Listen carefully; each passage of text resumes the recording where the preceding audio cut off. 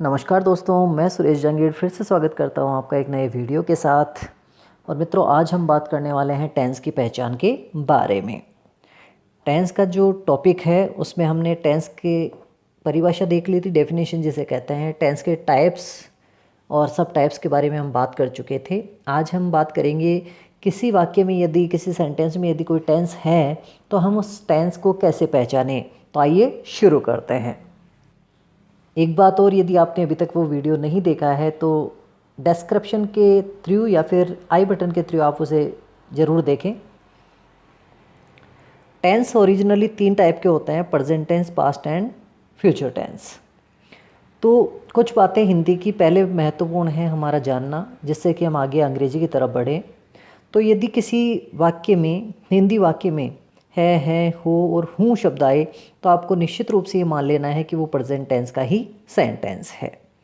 यदि किसी वाक्य में था, थे, थी, यदि कहीं वाक्य के अंत में आपको नजर आए तो आपको मानना है कि वो पास्ट टेंस का सेंटेंस है।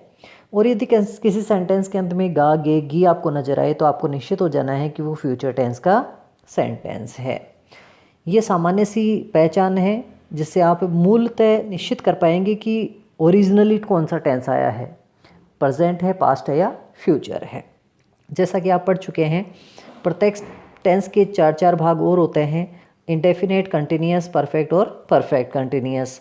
तो एक बात आपको हमेशा ध्यान रखनी है, यदि किसी हिंदी वाक्य के अंत में रहा, रही, रहे हूँ तो वो कंटिन्यूअस टेंस होता है। अब यदि वो प्रेजेंट कंटिन्यूअस टेंस होगा तो उसके अंत में है जुड़ जाएगा, तो क्या बन जाएगा, रहा है, रही है, रहे हैं। यदि वो पास्ट कंटिन्यूअस टेंस का सेंटेंस होगा तो रहा, रही और रहे के साथ में था, थे और थी जुड़ जाएंगे, जैसे रहा था, रही थी या रहे थे। और यदि वो फ्यूचर कंटिन्यूअस टेंस का यदि सेंटेंस होगा तो उसमें रहा, रही और रहे के साथ में होगा, होगी या होगे जुड़ जाएंगे, जैसे रहा होगा, रही होगी या फिर रहे होंगे। ये थी बात कंटिन्यूअस टेंस की।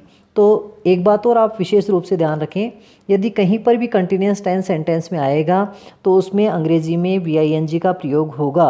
वी-आई-एन-जी को मैंने वर्ब की 4th फॉर्म के रूप में यहाँ लिखा है। आप जानते हैं वर्ब की जो 4th फॉर्म होती है वो वी-आई-एन-जी फॉर्म ही कहलाती है, वर्ब की फर्स्ट फॉर्म के साथ आई-एन-जी वाली फॉर्म।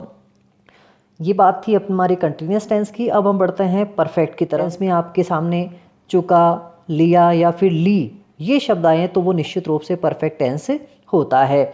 अब टेंस के हिसाब से यदि वो प्रेजेंट का है, वर्तमान का, तो उसमें है जुड़ जाएगा। यदि वो पास्ट का है तो उसमें था जुड़ जाएगा। और यदि वो भविष्य का होगा, फ्यूचर का, तो फिर उसमें क्या हो जाएगा, होगा, होगी या होगे जुड़ जाएंगे। यदि प्रेजेंट परफेक्ट होगा तो चुका है, चुकी है, चुके हैं आ जाएंगे। यदि पास्ट परफेक्ट होगा तो चुका था, चुकी थी, चुके थे आ जाएंगे। और यदि फ्यूचर परफेक्ट होगा तो चुका होगा, चुकी होगी या चुके होंगे शब्द आ जाते हैं। एक बात आपको महत्वपूर्ण ध्यान रखनी है, परफेक्ट टेंस यदि कहीं पर भी आता है, केवल परफेक्ट की बात कर रहा हूँ, परफेक्ट कंटिन्यूअस की बात नहीं कर रहा हूँ।